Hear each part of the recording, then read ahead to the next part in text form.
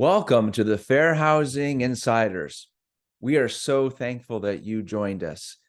And please remember to subscribe here on our YouTube channel or follow and like us on your favorite social media outlet, which you can find links to in our show notes for even more fair housing news and insights.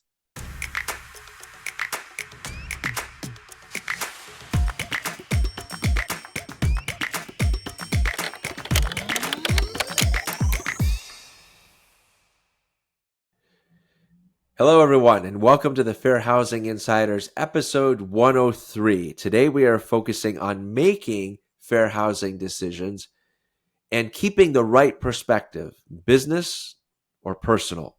That's sometimes a difficult a difficult thing to bridge. So I'm your host, Jonathan Sarr, and we are joined today by Michael Coughlin. So we look forward, Michael, to your comments, what you've seen in your experience, and some nice tips that you can share with our community today.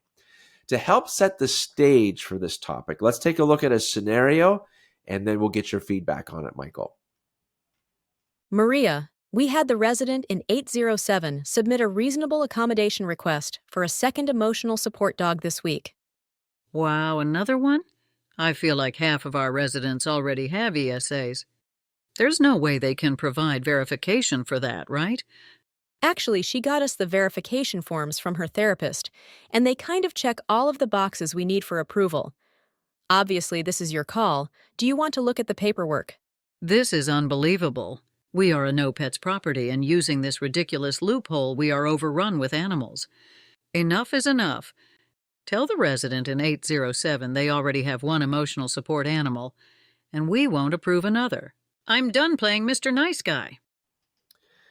All right, interesting scenario. So, Michael, what do you think? How did the manager handle this? Did they make the right choice? Well, let me start off by saying they didn't handle it well. Interestingly enough, the choice almost kind of doesn't matter for this scenario.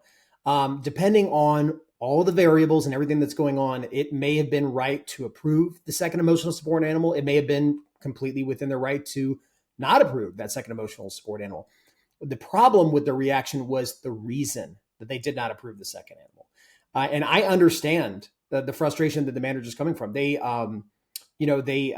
intentionally made the choice to have it be a no pets property, probably to avoid some of the issues that animals can cause damage. They can cause liability issues. So perfectly understandable for them to make that business decision. However, once you're dealing with a reasonable accommodation due to an animal, all of those considerations kind of have to go out the window. And in this case, again, understandable that a lot of people have been successfully getting emotional support animals onto this property, despite what the property management company wants. It can cause some frustration, but the truth is, to react that way and just to deny it based on that frustration is just waiting for a fair housing suit and investigation to happen. So they certainly lost their cool and made a big mistake. Yeah, very good. Nice insight. So, thinking of the title of this episode, Fair Housing Decisions, Business, Not Personal, can you help our audience out with that a little bit more in depth? Should that mean to our community? Should fair housing be considered business and not personal? Yeah, absolutely. It's an interesting concept to think about. This is coming from my experience in talking with housing providers, housing associations, individuals. I mean, even if you just see some of the comments that people make on some of our YouTube videos to us as individuals in this industry, you can see the emotion in the comments, the frustration, people being fed up, being confused. Yeah. And it's, again, totally understandable that they are. They in this industry, it's not obvious how to make fair housing decisions, and it can be a real big burden on management companies to alter your operations to make sure you're in line with fair housing regulations. So I get why we hear the things that we hear. The problem it causes is that when you have this emotional reaction to making fair housing decisions, to doing the research and making the changes, is that you're most likely going to let those emotions cloud your judgment, to push against potentially making a decision that is better from a compliance and liability standpoint because of your frustration, because of the emotion. Um, and I think it all comes from a lack of familiarity with fair housing, with it not being a normal part of your operations. I mean, if we consider, think about things like liability insurance, whether that's for a building or from a professional liability standpoint. It doesn't really matter what industry you're in. You likely have to deal with it in some degree, and nobody likes to. Nobody likes to deal with insurance companies and the things that they have to put you through and finding quotes and that kind of thing. But since it's such a normal part of your business operations, nobody considers just not doing it. It may be frustrating. You may not like it, but everybody moves forward with it because they know that's the right business decision. Same thing when something big breaks, whether that's on your property, like you have a big plumbing break, or you have, if you worked in retail and you had, your air conditioning went out, or, it doesn't really matter. Your IT went down in an office building. These are things that are kind of more universal across different businesses. So we understand that despite how frustrating they are, despite what they can really put us through emotionally, we know we have to make the correct business decision in order to protect ourselves, to protect our company, to protect our career. Fair housing can be a little less familiar for people. And so that means that their reaction is a little bit more hesitant because since they don't practice doing it regularly and they're not used to it, they feel like it's much more of a burden, and that emotional reaction has a lot better chance to kind of take over and sway their judgment against what should be a business decision. Instead, they make a more emotional decision that's based on their frustration. And that's not good for anybody in your company, including yourself. Yeah. Nice examples, Michael. I think that really paints a great picture for all of us on some other common things we do from an operational perspective, and helping us to appreciate the feelings, the emotion, and the perspective that we should have. So it leads to another question then. So is there anything that a housing professional can do about fair housing laws and regulations to make them more accommodating to the way that they do business? Yeah, so that's another thing that I feel like is the logical next step, right? Is that some people make these emotional decisions as if potentially in protest of what they consider to be maybe an unfair regulation, which again, we're not here to place judgment on what a regulation or a law should or shouldn't be. That's not our role. We're not here to be advocates one way or the other. We are here to inform and educate housing providers on what their responsibilities are for the purpose of not only providing a better community but protecting their business. But obviously people feel like that maybe they should take a stand or something like that.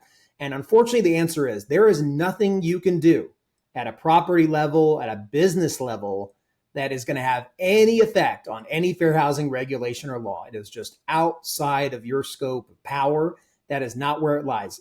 The only thing any individual can do or organization can do if they want to have some kind of influence on fair housing laws is to vote, to run for office, or to potentially, join a lobbying group to, push forward your proposed changes to fair housing law. But that's still a very large uphill climb. So for all intents and purposes, really, there's not much you can do. And that has to put into perspective when you make these choices that, when you decide to comply or not comply with the law, you're not changing the law. You're just putting yourself at a higher level of risk. Yeah.